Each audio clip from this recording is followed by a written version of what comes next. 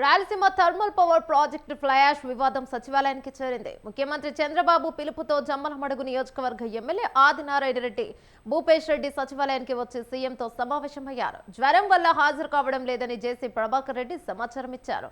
Fly ash కాంట్రాక్టులో నేతల మధ్య వివాదం కారణంగా కూటమి ప్రతిష్ట దెబ్బతింటోందని ఇప్పటికే చంద్రబాబు ఆగ్రహం వ్యక్తం చేశారు.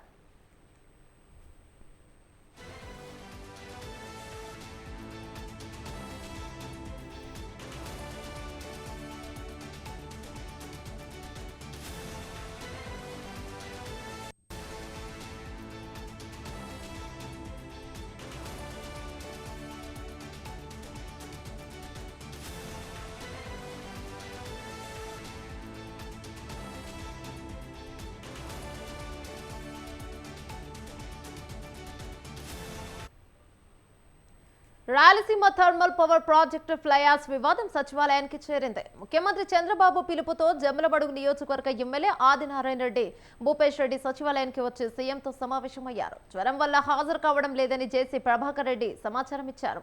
ఫ్లైయాష్ కాంట్రాక్టులో నేతల మధ్య వివాదం కారణంగా కూటమి ప్రతిష్ట దెబ్బతింటోందని ఇప్పటికే చంద్రబాబు ఆగ్రహాన్ని వ్యక్తం చేశారు.